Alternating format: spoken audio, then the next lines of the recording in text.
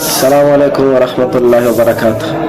عزتمندو، یو عقیده ده هغه ته ویل کېږي عقیده نظریه حیات، یا په پښتو کې ورته وایي د ژوند جوړونې عقیده.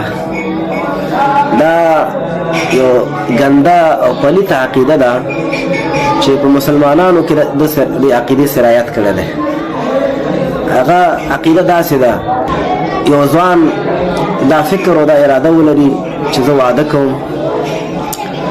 چې واده وکړم، بیا کور جوړوم او بچي به مې، ژوند به مې، اسباب به ځان ته برابروم، موټر به مې او کاروبار به مې.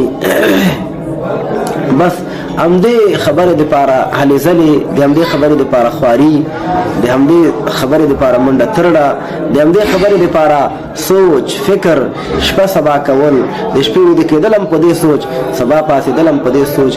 دې ته عقیده نظریه حیات وایي او دا د مسلمانانو عقیده نه ده. د مسلمان عقیده خدا ده چې سورت انعام په آخر کې الله ذکر کړی. نبی علیہ السلام ته الله فرمایي موږ د هغې امتیان یو. قل ان صلاتي ونسکي ومحیاي ومماتي لله رب العالمین. د مسلمان ژوند، مرګ، مالی او جانی قرباني به د الله دپاره وي، د ده هلې ځلې او منډې ترړې به د الله دپاره وي.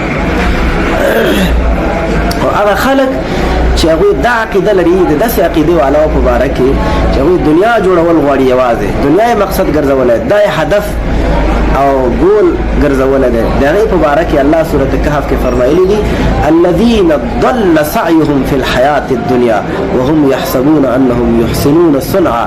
کوم خلق چې هغوی دا عقیده لري چې دنیا جوړه کوم او دنیا مقصد ګرځولی دی، الله فرمایي په دنیا کې د دې ټول منډې ترړې د الله په نزد باندې برباد دي او ضایع دي.